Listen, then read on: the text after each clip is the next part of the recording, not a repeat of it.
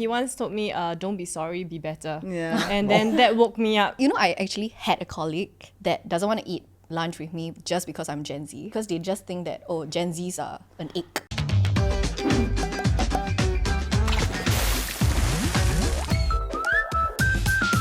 Hello everyone, welcome to another episode of the Hot Pot where we hop into different transitions in life. I'm Nick. I'm Joey. I'm Q, and today we have two very familiar faces. The faces of Code Red, Aida and Siyu.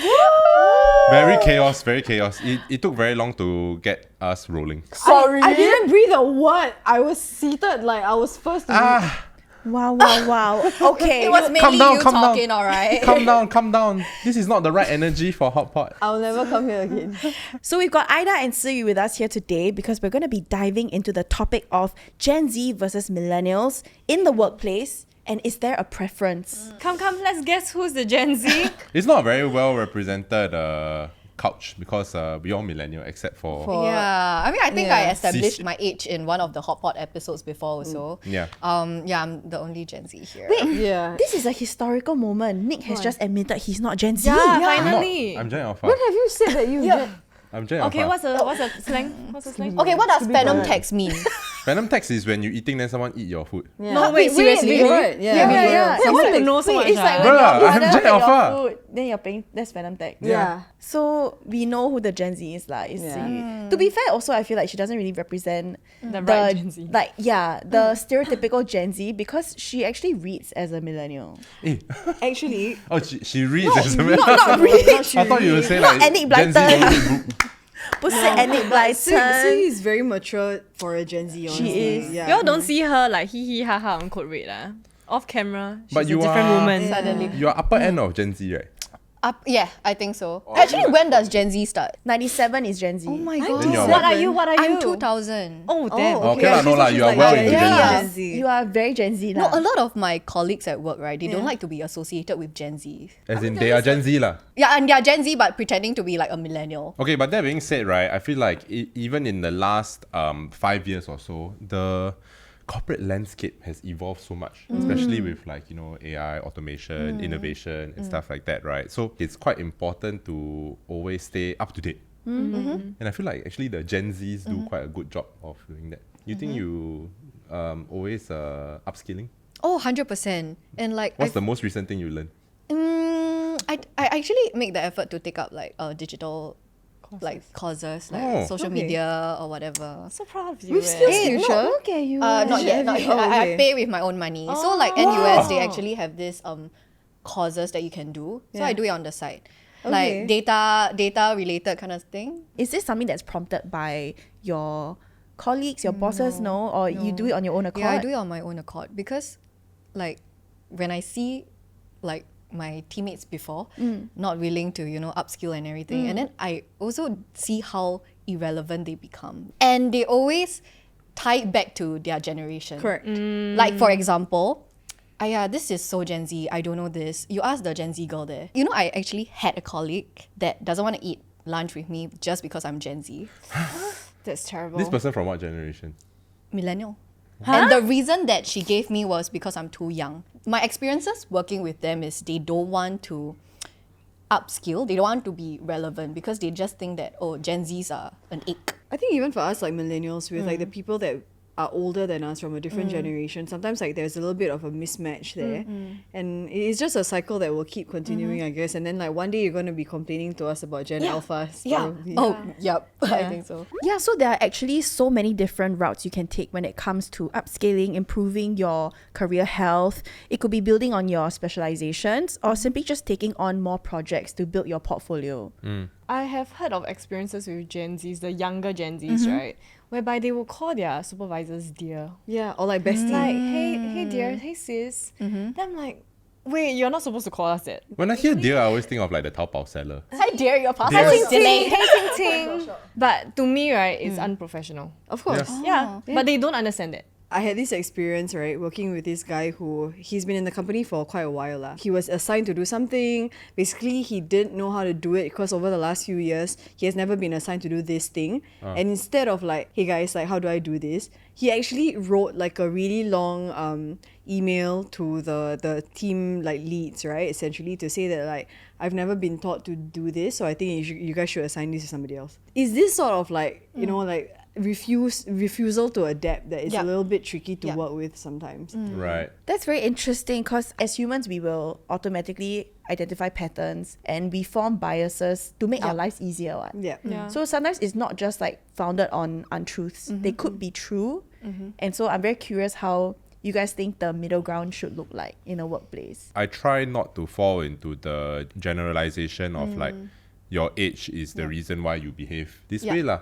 Because I do see that there are like people from an older generation who put in like solid effort to understand social media and all that. But then I also do see like there are younger people who, you know, they genuinely like hustle.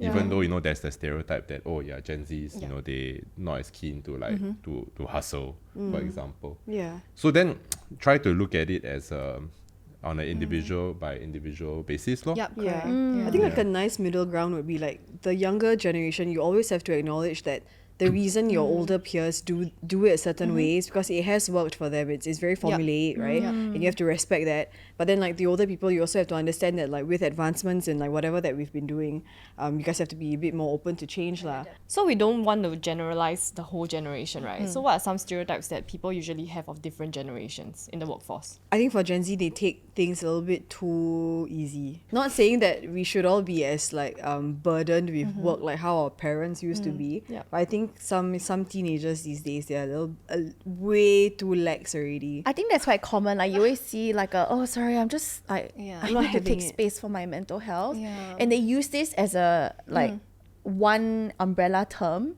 Mental health could be maybe there's a death in your family, or maybe you're dealing with like a family emergency. It could also be like, I'm just very stressed today and I just don't want to deal with it. Unfortunately, what I'm hearing a lot, especially online from the people who talk about the Gen Zs, right, is that they abuse this term. Yeah, but I feel like it's also because we entered the workforce during COVID period, and COVID period was the period where, you know, TikTok came about, and we became more aware of mental health issues. Yeah. That's why I feel like we are more aware of like, you know, prioritizing ourselves over work. Which is why I think now when you see that there's a big push from a lot of the big like MNCs, okay, return to office, then the Gen Zs are pushing back on that lah. But I think it's also a case of there are people who obviously abuse it. You know, I see TikToks of people like, you know, on client meetings at a nail salon, that kind of thing.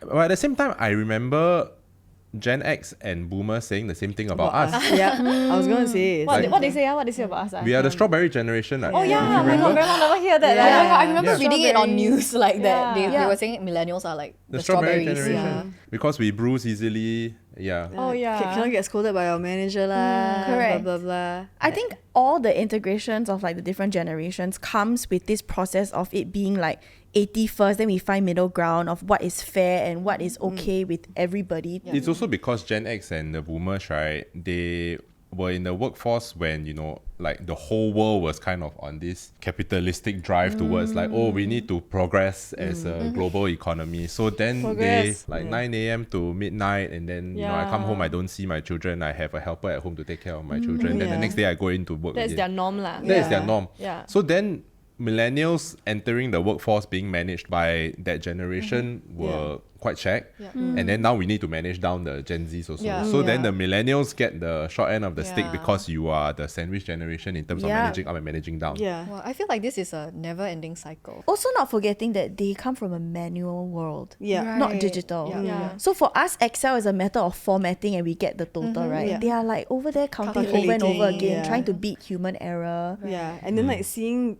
us like doing it automated, right? They will say like, you all cannot take five extra seconds to calculate on the calculator. Or like Right. if you use ChatGPT now. Correct. Then they'll say like, why you all lazy? Why you all cannot just go and find out? Yeah. Then it's just like, okay lor. No, but I think it's also human nature for us to be judgmental of the next generation lah. For sure. Question pod. Some guests can go first. Oh, so scary. yeah. So weird to call them guests. Please now, remember actually. this graciousness when we are on code red. Okay. eventually. All right. If you could only choose one, would you rather be a boss or an employee for the rest of your life? I would choose to be an employee for the rest of my life. I've said it multiple times. I will be a salaryman for the rest of my life. I don't wanna be responsible for somebody else. What is your favorite essential work item? ChatGPT. Oh wow, well done. I thought you were gonna talk about something that you carry to work. Like your lip balm. Would you rather have an incompetent intern with a good attitude or a super competent intern with a bad attitude? Incompetent intern because I feel like can train. Oh. Good attitude is hard to come by. What's something you are surprisingly good at? This question has gotten into his head. No, but surprisingly. Nothing is surprising for Nick, okay? He's good at everything. Yeah, he is so good at everything. Passé relevé. That cannot. What is Like ballet. I am good at gardening. Okay. Yeah. Okay, wonderful. Thank you. If you were to become famous for one thing, what would it be? She's already famous. Yeah. No. she's a You know what? singer. If I can choose now, right? Maybe I eat like spicy food. Okay. Like mukbang ah. Yeah, like chili. So you like rather very be a spicy. famous mukbanger or famous singer? A singer lah. Okay, so we can see that there's a lot of misconceptions, stereotypes, and prejudice against different generations. But let's talk about like in Singapore, right? What is the reality of the job landscape? Are employers turned off by the new wave of Gen Zs, or do they appreciate the creative ways that they work? I do have to say that the Gen Zs are really changing the TikTok game. Like marketing game, especially like SCDF, like the government Yeah. TikTok accounts, right? Yeah. They're taking over and then it's going viral. Yep. Yeah, but you cannot expect like maybe an older millennial or a boomer to be able to execute the same thing. Yeah. Yeah. I think the good thing about Gen Z is, the one thing is like they're not afraid to like share their ideas and everything, right? They are also not afraid to like push boundaries. Yeah. I think for a lot of us, like especially like for us with like coming from a corporate background, right? Because we are always so like, oh, my senior used to be doing it in like this way. Therefore, like I will do another variation of like method A, and then like we just stop it there. But like the Gen Zs, like they really like, why cannot? And then like when they actually do it, right, we're like, actually not bad. Yeah. You know? Actually, you quite smart. Yeah, correct. And these are things that we did think about it, but then we never actually like voiced it out, and then we never got to do it. Do you guys think that millennials are fearful of more Gen Zs entering the workforce and then leading them to be a bit more irrelevant in their careers? I don't think Yeah. it's us lah. Social media and technology is like second nature to us as it is to the Gen Zs. So I don't think that we are disadvantaged as much. I think we know what Gen Zs know, just that maybe when it comes to trends, Yeah. then Gen Zs will know better. But I think in Singapore's context, right, across all the different generations, if you look in the news, every other week there are jobs being slashed because of automation, because of AI.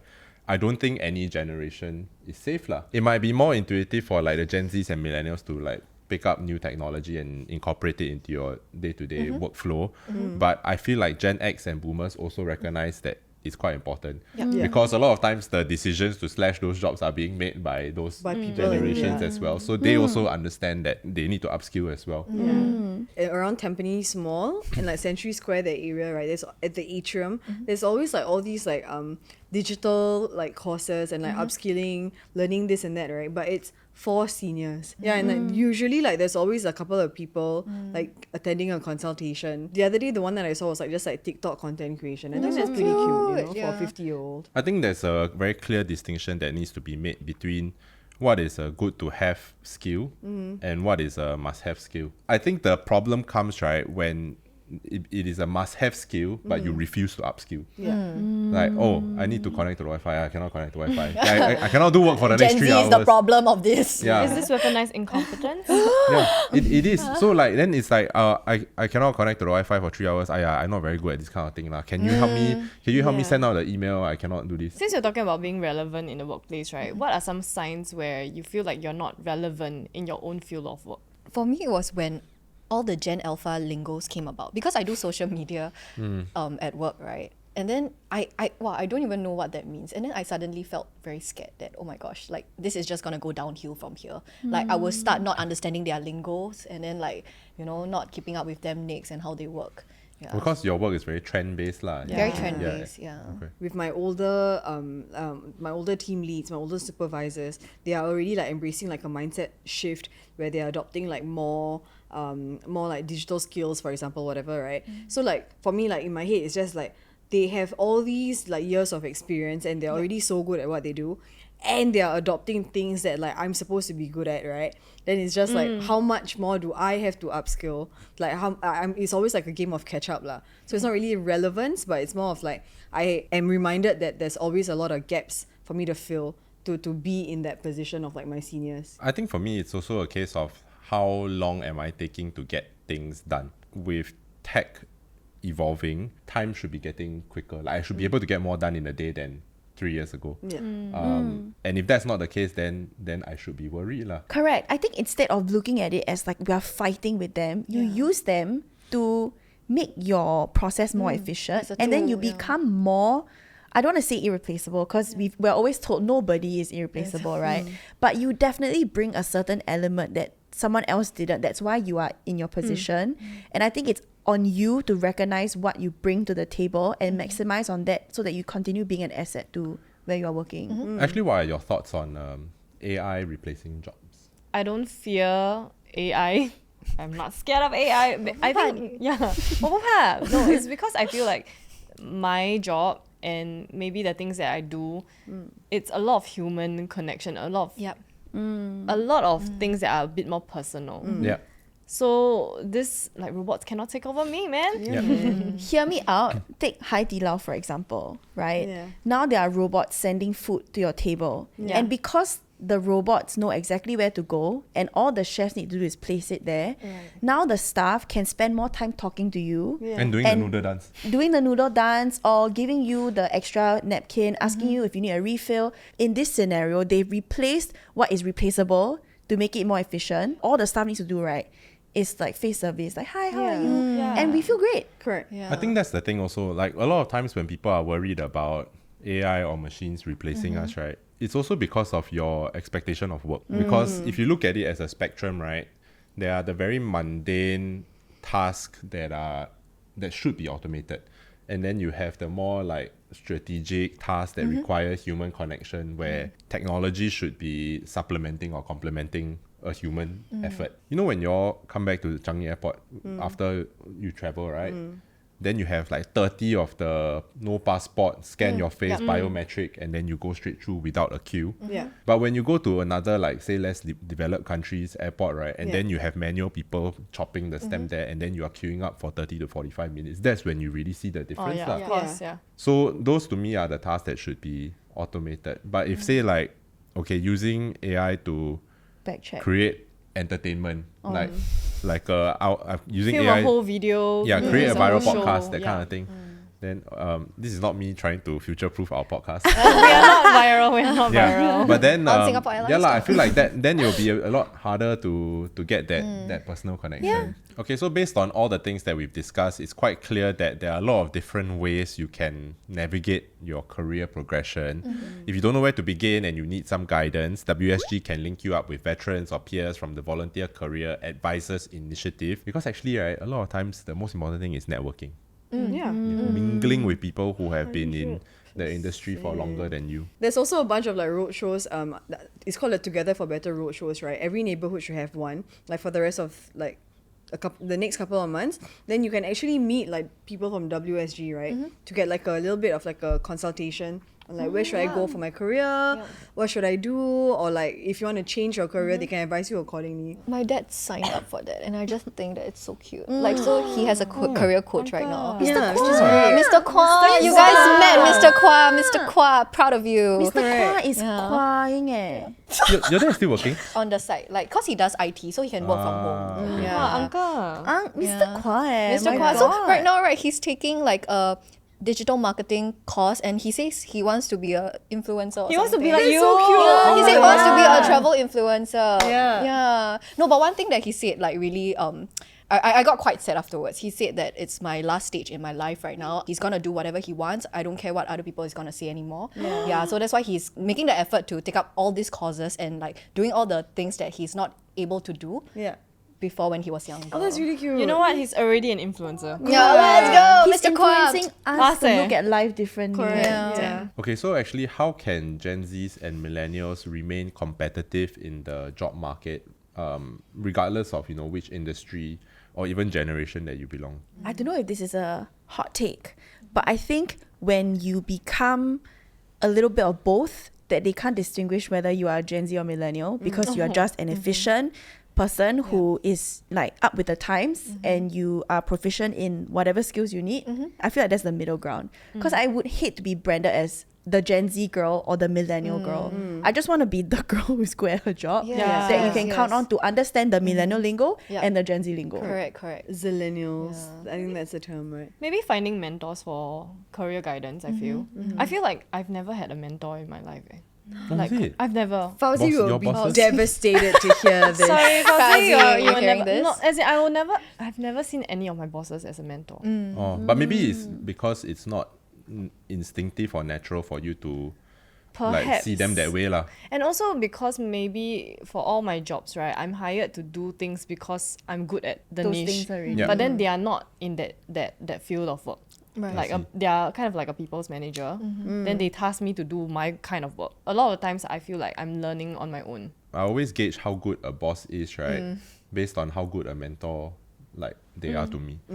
Yeah, so if I don't get any kind of mentorship at all, right, then to me might not be somewhere that I would stay for. But have you guys heard of this thing called Jobs Transformation Maps? No. Basically, it's an initiative under WSG, right? So what it does is it identifies like gaps or like potential risks in your career or your industry, and then like they will let you know like what you can do to upskill or like how you can like fill up the gaps, I guess. And it's kind of like a preemptive strike before you actually like reach that level of like, what should I do? They really tell you first, and then you know like where to go from there, essentially. Yeah, so it's pretty cool. So before we end the episode, what is one personal tip you can give to our listeners? One advice I would say is, as much as it's important to upskill like all the hard skills, right? I think we also need to remember that upskilling with like your social skills and like how you interact in the office, those are things that are important as well. Upskilling is a very like holistic idea, so try to make sure that like whatever you learn, it's an all-rounded